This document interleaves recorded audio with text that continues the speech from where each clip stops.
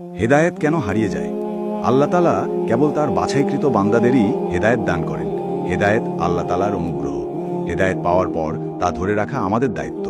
দুর্ভাগ্যজনকভাবে আল্লাহর কিছু বান্দাকে দেখা যায় হঠাৎ খুব ইবাদত বন্দেগী করছেন, কিছুদিন যাওয়ার পর তিনি হেদায়েত হারিয়ে ফেলেন, ইবাদতে আগের মতো স্পৃহা পান না।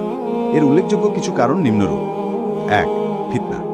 হেদায়েত পেলেই কারো জান্নাত নিশ্চিত নয়। হেদায়েত প্রাপ্তকে আল্লাহ তাআলা বিভিন্নভাবে পরীক্ষা করেন। নানা রকম ফিতনা তার সামনে আসে। এর মধ্যে সবচেয়ে বেশি ফিতনা হলো বিপরীত লিঙ্গের ফিতনা। এসব ফিতনা থেকে বাঁচতে চোখের হিফাজত করা ও ফিতনায় পড়লে আল্লাহ দেওয়া শিক্ষার অনুযায়ী আচরণ করা জরুরি। ২.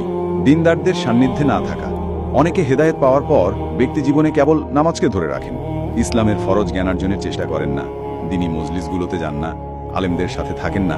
সরাসরি আলেমদের থেকে জ্ঞান অর্জন করতে না পারলেও অনলাইনে বিষয়ভিত্তিক আলোচনা শোনা যেতে পারে। ৩.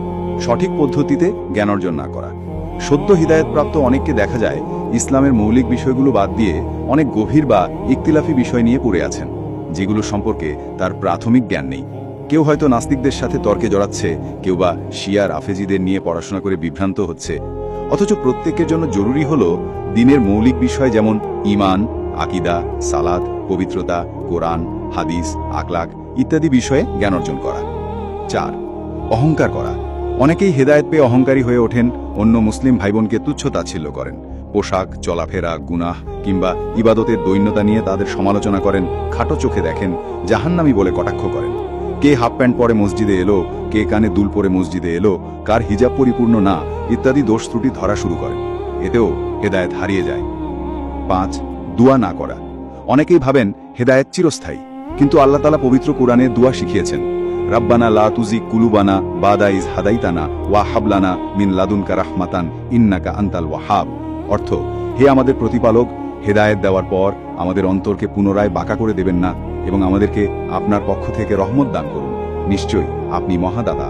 সূরা আলী ইমরান আয়াত ৮। নবীজি সাল্লাল্লাহু আলাইহি সাল্লামও হেদায়েত ধরে রাখার জন্য অনেক দোয়া করতেন, যেমন ইয়া মুকাল্লিবুল কুলুব সাব্বিত কালবি আলা দীনিক, অর্থাৎ হে অন্তরসমূহের পরিবর্তনকারী, আমার অন্তরকে আপনার দ্বীনের উপর অবিচল রাখুন। সুতরাং হেদায়েত ধরে রাখতে অধিক পরিমাণে দোয়া করা জরুরি। ৬. নিয়মিত তওবা ইস্তিগফার না করা। মানুষ হিসেবে নিজের অজান্তেই আমাদের অনেক গুনাহ হয়ে যায়। এসব গুনাহ থেকে বাঁচতে ও নিজের হেদায়েতকে নবায়ন করতে নিয়মিত তওবা ইস্তিগফার করা জরুরি। গুনাহের জন্য নিয়মিত ক্ষমা প্রার্থনা না করলে গুনাহ জমতে জমতে মানুষ একসময় হেদায়েত থেকে ছিটকে পড়ে।